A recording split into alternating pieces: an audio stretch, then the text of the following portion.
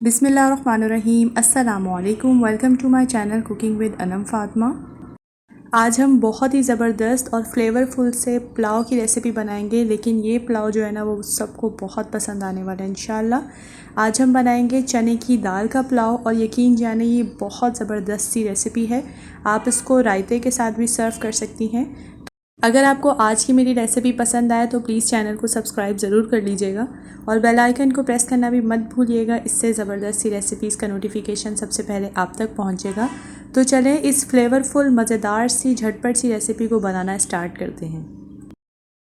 बिस्मिल्लाहिर्रहमानिर्रहीम। यहाँ पर सबसे पहले मैं 1/4 कप के करीब ऑयल ले रही हूँ और साथ मैंने 2 अदद जो है वो तेज़ पत्ता ऐड कर दिए हैं।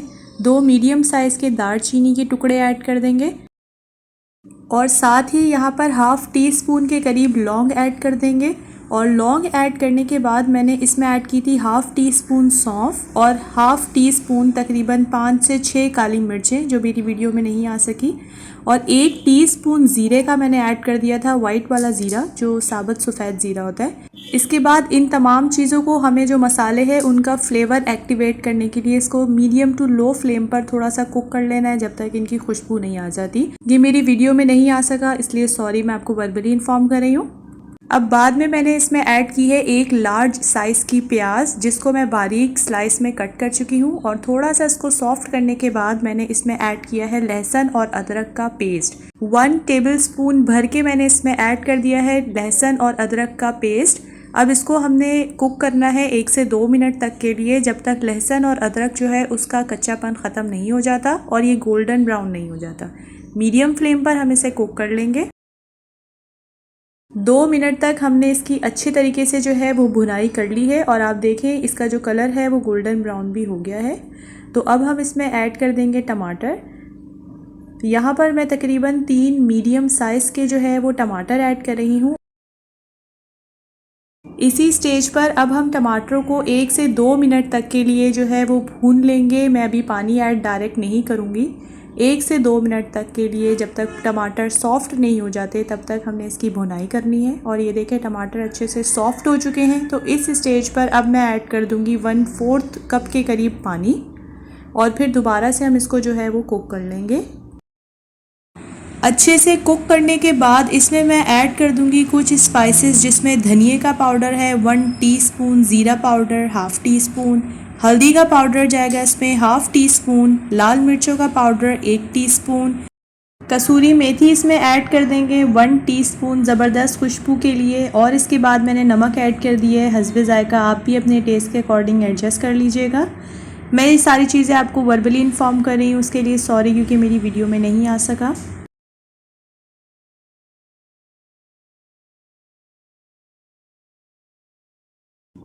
हमने देखिए अच्छे से इसकी भुनाई की है और टमाटर जो है वो भी अच्छे तरीके से हमारे मैश हो गए हैं और मिक्स्ड हो गए हैं। अब मैं इसका कलर और टेस्ट को इन्हेंस करने के लिए इसमें ऐड कर रही हूँ तकरीबन 3 टेबलस्पून भर के मैं इसमें दही ऐड कर दूंगी। और मीडियम फ्लेम पर इसको, मीडियम टू लो फ्लेम पर हमने इसको थोड़ा सा मिक्स करने के बाद फ्लेम को मीडियम पे लेकर आना है।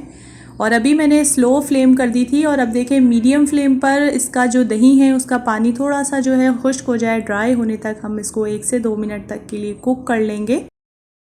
और यहाँ चने की दाल देखें कितनी अच्छे से सॉफ्ट हो गई है। तकरीबन ये 1 कप चने की दाल जो है जिसको मैंने 6 से 7 घंटे के लिए जो है भिगो के रख दिया था।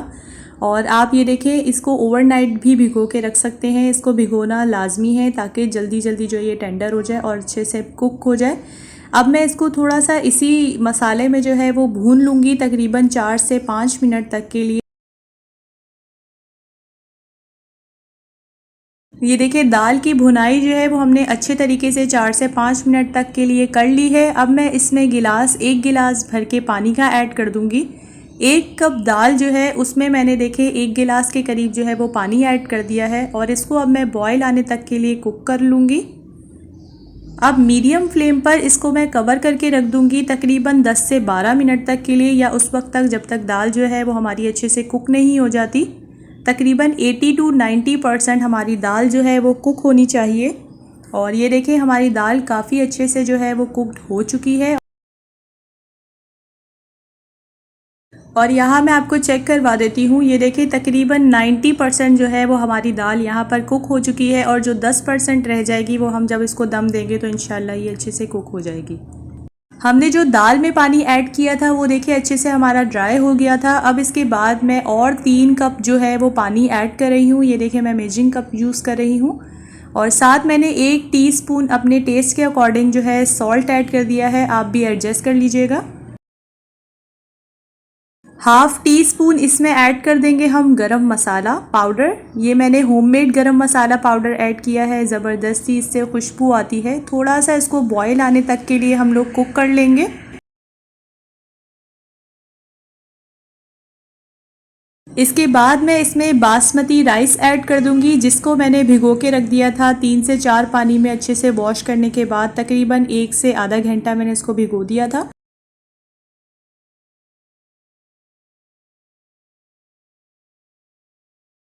और इन्हें हल्के हल्के हाथ से जो है वो मैं इसे मिक्स कर लूँगी। ज़्यादा हमने तेज़ जो है चम्मच नहीं हिलाना, उससे हमारा चावल जो है वो टूट सकता है। तो हल्के हाथ से हम इसको मिक्स कर लेंगे मीडियम फ्लेम पर।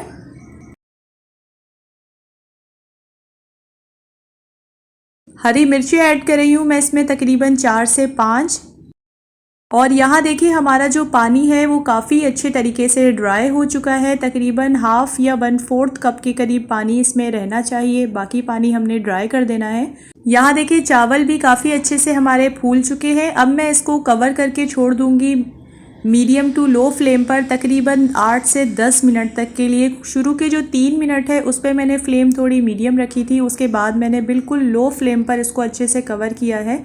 और इसकी भाप जो है वो बिल्कुल भी निकलनी नहीं चाहिए। आप इस तरह से इसको कवर कीजिएगा। 10 मिनट के बाद तकरीबन 1 से 2 मिनट मैंने इसकी थोड़ी सी जो भाप है वो निकलने के लिए वेट कर लिया था। उसके बाद ये देखिए कितना खिला खिला और ज़बरदस्त सा हमारा चने की दाल का पुलाव जो है वो बनके बिल्कुल तैयार है। और बहुत सिंपल और घर के मसालों से हमने इसको रेडी किया है। कोई इसमें एक्स्ट्रा फ्लेवर भी ऐड नहीं किया। यकीन जाने आप इसको एक बार ट्राई करेंगे तो आप बार बार इसको बनाएंगे, क्योंकि ये बच्चे बड़े सब बहुत खुशी खुशी शौक़ से खाएंगे। इसके अलावा आप इसको जो है किसी भी ओकेजन में और सिंपल, अगर आप गर्मी का मौसम है कोई चीज़ एक्स्ट्रा नहीं बनाना चाह रहे हैं तो झटपट आप इसको भी बना के सर्व कर सकते हैं।